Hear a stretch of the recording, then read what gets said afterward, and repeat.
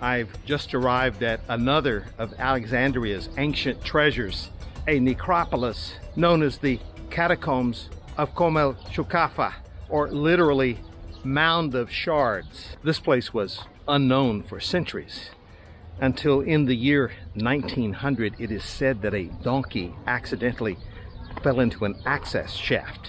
The surface area of the site is really being used as a sort of attic. You see such things as statues of headless lions, a sundial, a fountain, numerous columns, and they all were sourced from places, of course, other than this spot. A refuse pile of pillars and temple fragments. This is Egypt, whose cup runneth over with such things.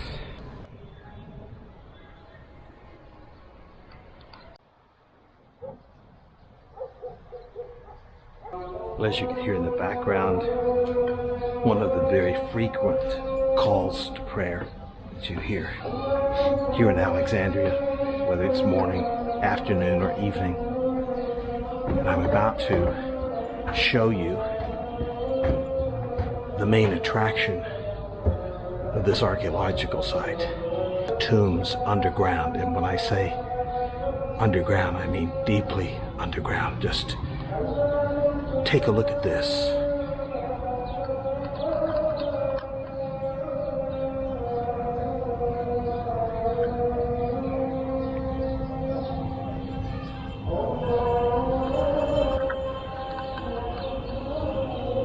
That is a long way down, and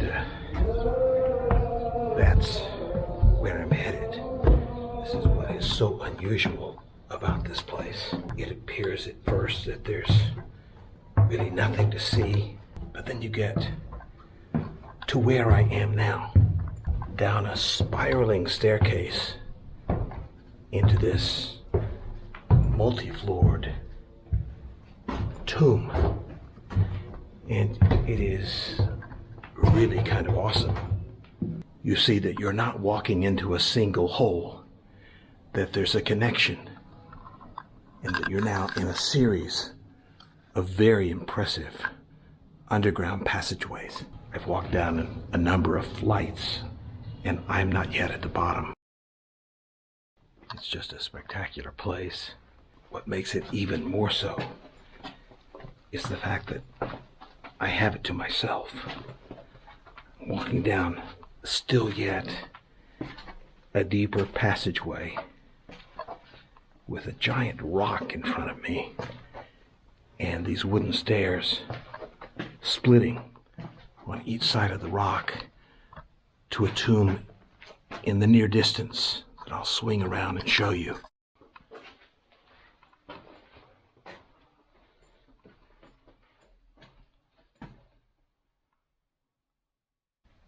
That's the tomb room, with thick walls, snake motifs on either side of the walls, and 3 giant sarcophagi.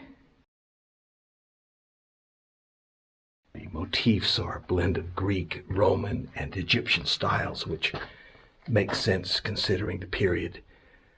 Archaeologists believe that the tombs here were originally intended for the descendants of an entire wealthy family, but it's unclear why other tombs were added later in the side rooms.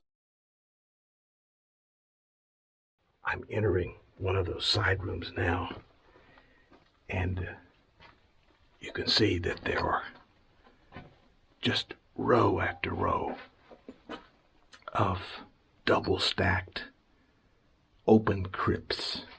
There are more crypts in this one side room. There's one that's similar inside to the other side of the main entrance. And as I continue to turn in kind of a labyrinthine area here where the walls, the tombs, get closer together, all I'm seeing are more tombs.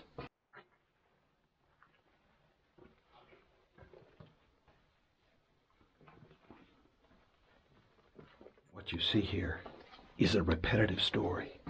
Side rooms filled with empty crypts.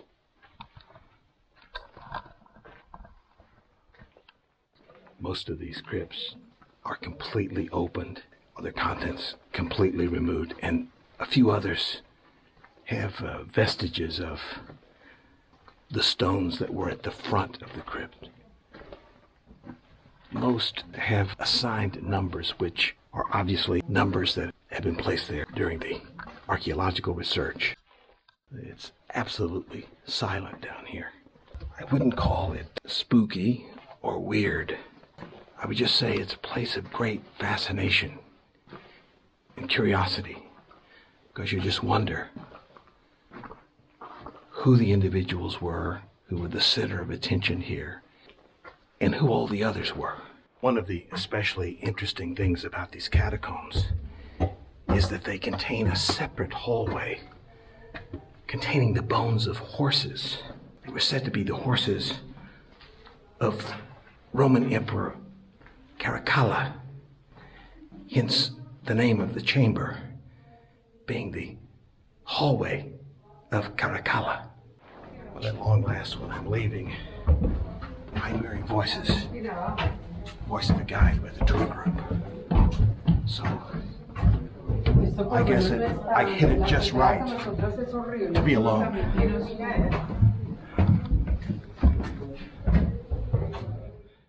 I'm just about out of the chamber. As you see, the natural light starts to pervade this space.